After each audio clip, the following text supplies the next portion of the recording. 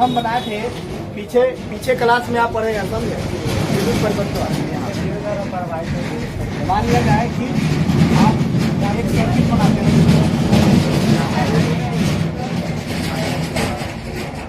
ये सेल है ना, यहाँ सेल से कैसी धारा निकलेगी, आई धारा निकलेगी और आगे की ओर ऊपर में कुछ लगा देते हैं, कोई भी मान लो कि एक तार लगा देते हैं, नाइक्रोम का तार है, ठीक है, नाइक्रोम का रॉड लगा देते हैं बीच में जो जलेगा, ठीक है कि नहीं, और इसमें हो जाएगा और आगे की ओर ऐसे ही बढ़ा देते हैं, बंद कर देते हैं।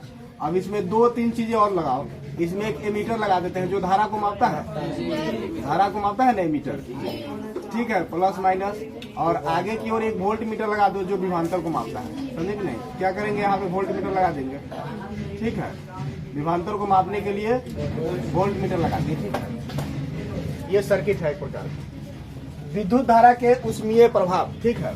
यहाँ से एक सेल लगा हुआ है और सेल से आई धारा प्रवाहित हो रही है और ये विद्युत परिपथ में एक एमीटर लगा हुआ है।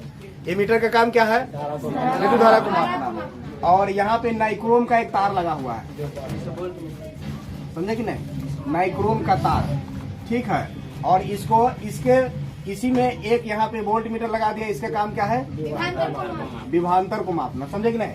अब जैसे ही मतलब कि ये परिपथ से धारा का प्रवाह होगा तो धारा का प्रवाह को क्या कहे थे, आवेशों का प्रवाह। यहाँ से एक तार, मान लो ये तार ही है, ठीक है, और यहाँ से बहुत सारे इलेक्ट्रॉन इधर के से जा रहे हैं, आगे की ओर गति कर रहे हैं, है कि नहीं। तो इस सबको हम लोग आवेश बोले थे, Q बराबर NE फॉर्मूला पढ़े थे ना इसमें। हमें इलेक्ट्रॉन आवेश का प्रवाह हो रहा है। आवेश का प्रवाह कैसे होता है, विभवांतर के कारण। विभव जब उत्पन्न होता है तो आवेश का प्रवाह होता है।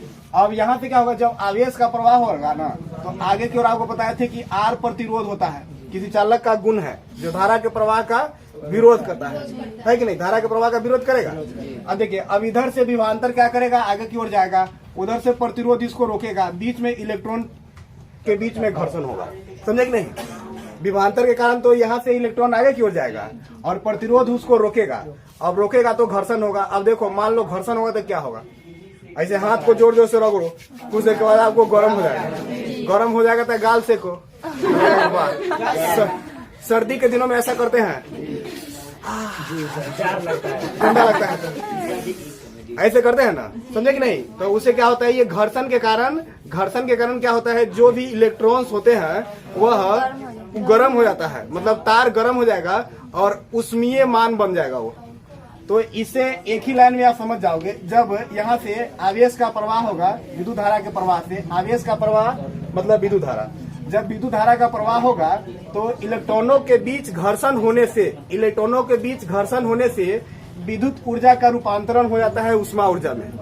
विद्युत ऊर्जा का उष्मा ऊर्जा में रूपांतरण होना विद्युत धारा का उष्मीय प्रभाव कहलाता है कि नहीं। क्लियर हुआ ये बात, बिल्कुल आसान है। ये जो विद्युत ऊर्जा है वह उष्मा ऊर्जा में बदल जाएगी।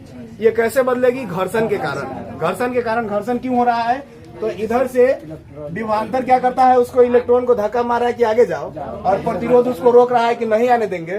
तो बीच में झगड़ा झुगड़ी होगा, फाइटिंग हुआ तो आदमी गर्म होता है ना, पूरा गर्मा जाता है। हाथ फड़ियाने के लिए बांस निकाल के लाते हैं, घर उड़ के हिला उला के तोड़ के बांस निकालता है कि नहीं, तो इलेक्ट्रॉन खिसिया के गर्मा जाएगा, ठीक है, गर्मा के पूरा तार को गर्म कर देगा। तब कहो कि ये विद्युत धारा का उष्मीय प्रभाव दिख रहा है, समझे कि नहीं।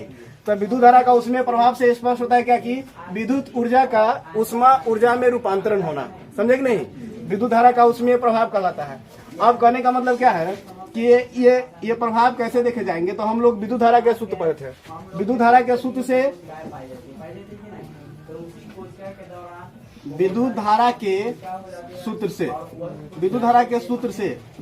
सूत्र में क्या कहा गया था कि इकाई समय में आवेशों के प्रवाह को विद्युत धारा कहते हैं। इकाई समय में आवेशों के प्रवाह को विद्युत धारा कहते हैं। यदि आई यहाँ पे होगा, इसमें Q आवेश प्रवाह हो इकाई समय तक, तो इसको क्रॉस करके Q बराबर क्या बन जाएगा, IT।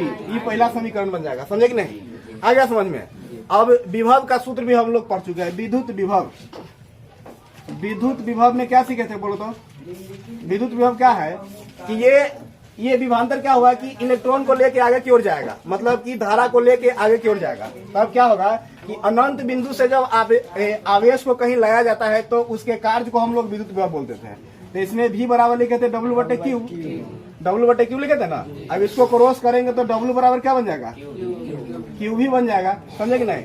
अब समीकरण 1 से यहाँ पे एक मान यूज करो, समीकरण 1 से W बराबर क्या बन जाएगा, देखो तो यहाँ से Q का मान क्या हो गया, IT हो गया। तो यहाँ से क्या लिखेंगे, VIT, ये भी है VIT, मतलब इसमें इतना कार्य होगा, समझे कि नहीं। किसी चालक में जब आवेश का प्रवाह होगा तो W बराबर VIT, इतना कार्य होगा, इतना वर्क होगा उसमें आवेश को ले जाने में, समझे कि नहीं। अब यहाँ से आप ओम के नियम से इसका वैल्यू निकालो। ओम के नियम क्या कहता था, ओम के नियम से देखो तो क्या होता है ओम के नियम से, I बराबर V/R, ये फॉर्मूला पर है ना। तो यहाँ से W बराबर आपका क्या बन जाएगा, W बराबर देखो तो क्या हो जाएगा, V का मान डाल दो, इसको क्रॉस करके V का मान ऐसे करके डालो तो V बराबर क्या डालेंगे हम लोग, IR।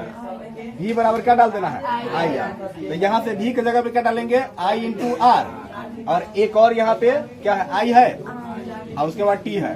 तो इसको क्या लिखेंगे, W बराबर I²RT, मतलब इतना वर्क होगा, वहां से जब आवेश का प्रवाह होगा तो इतना काम होगा, कितना होगा, I²RT, समझे कि नहीं, I²RT। अब ये विद्युत धारा का क्या हुआ, ये परिणाम हुआ, ये परिणाम ज्ञात हुआ, इतना वर्क हुआ। अब देखिए, अब कार्य होगा तो उसी से ऊर्जा का बोध होगा। यदि किसी वस्तु में ऊर्जा नहीं है या व्यक्ति में ऊर्जा नहीं है तो काम नहीं कर पाएगा। जैसे भूखा आदमी दिन भर क्या करेगा, गिर उड़ जाएगा, चक्कर उकर आके फिर उसको दूसरा आदमी उठा के ले जाएगा, क्योंकि उसमें ऊर्जा नहीं है कि नहीं। तो हम कार्य से ही ऊर्जा की गणना करते हैं, तो U बराबर हो जाएगा I²RT, ठीक है। ये जो ऊर्जा है ये कैसा ऊर्जा है, तो विद्युत ऊर्जा है, और ये विद्युत ऊर्जा किसमें बदल रहा है, उष्मा ऊर्जा में। तो उष्मा को इंग्लिश में हीट बोलेंगे, तो उसका सिंबल हम ऐसे लिख सकते हैं, H बराबर I²RT। अब देखो ये कार्य हुआ, समझे कि नहीं। उसके बाद क्या हुआ, ये वाला नीचे वाला ऊर्जा हुआ, और ये वाला क्या हुआ, उष्मा हुआ। सभी का तो एक ही फॉर्मूला हुआ, इसीलिए कार्य, ऊर्जा, उष्मा का ये सही मात्रक जूल होता है, क्योंकि जूल वैज्ञानिक इनके बारे में बताए थे। तो इसको आप नोट में समझ के लिख सकते हैं, समझे कि नहीं। कार्य समझे, उष्मा और ऊर्जा का मात्रक क्या हो जाएगा, तो जूल को जे से सूचित करेंगे। तीनों का ये सही मात्रक जूल होता है। और कैलोरी में क्या होगा मात्रक, CGS में मात्रक कैलोरी होगा। CGS में क्या हो जाएगा, इसमें कैलोरी, समझे कि नहीं। इसका भी एक रिलेशन हम लोग निकाले थे, क्या होगा, 1 कैलोरी बराबर 4.2 जूल, ठीक है। इसको याद रखेंगे, ये चीज आपको समझ में आ गया।